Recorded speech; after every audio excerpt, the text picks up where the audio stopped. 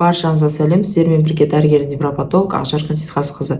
Бүгін сіздермен аутизм ауруын ерте анықтаудың 5 белгісін айтатын боламыз.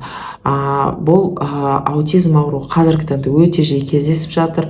Әртүрлі факторлардың әсерінен және де бұл ауруды біраз уақыт жоғалтып келіп жатыр балалар. Сондықтан сіздер білетін негізгі 5 белгіні жаңағыдай осы видеода білетін боласыздар. Алдымен мен каналыма тіркеліп, подписаться деген батырманы басып, каналда активті болып, комментариялар жазып, сұрақтар қойып отырыңыздар. Қолымнан келгенше жауап беруге тырысамын, уақытым болғанша. Ал енді аутизмнің ең бірінші белгісі туралы айтайық. Аутизмнің ең бірінші белгісі ол өзінің атына баланың қарамауы, яғни атына атаған кезде бала қарамайды және көзбе-көз контакты жоқ. Бұл ең бірінші белгісі. Екінші белгі ол бала мысалы қарым-қатынас жасап басқа адамдармен сөйлескен кезде тілді қолданбайды және жестерді, мимиканы, яғни өзінің ойын жаңағыдай білдіруді білмейді. Көп жағдайларда тіл дамуының кешігуі болады. Тілі көбінесе жаңағыдай қарым-қатынасқа мүлдем қолданылмайды.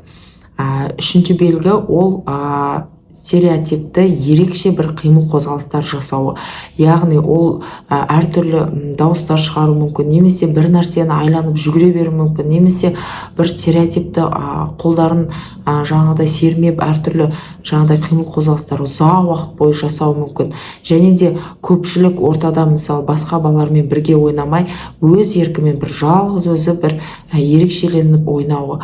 Бұл негізгі үшінші белгі. Төртінші белгісі ол мысалы әр затты өзінің назначениесімен қолданбау. Яғни мысалы машинканы ойыншықты алатын болса, машинаны ол жүргізіп ойнаудың орнына жаңағыдай иіскеуі мүмкін, дөңгелегін айландыру мүмкін, немесе ұшыру мүмкін деген сияқты әр заттың өз назначениесімен қолданбауы. Бұл негізгі төртінші белгісі.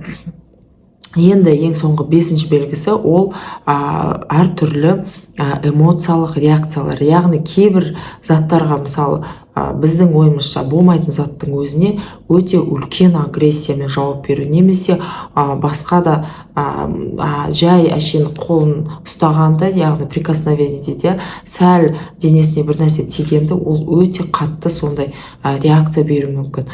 Бұл негізгі қауіпті аутизмді ерте анықтаудың 5 белгісі.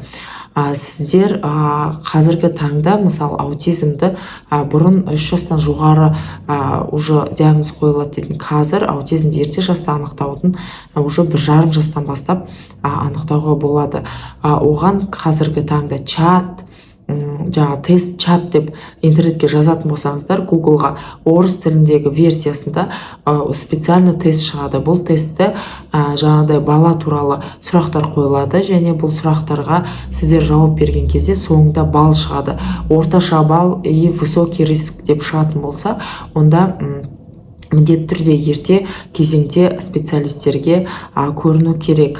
Өйткені ерте жастан бастап бұндай балаларды адаптация жасайтын болса өзіміздің ортаға, онда бұндай балаларды кішкене үйрету сәл жеңілдеу болады. Сондықтан осы белгілерді сіздерге білу пайдалы болған болса және де басқа адамдармен бөлісетін болсаңыздар, жаңағыдай бұл ауруды ерте жаста анықтауға көмектеріңіз тиеді.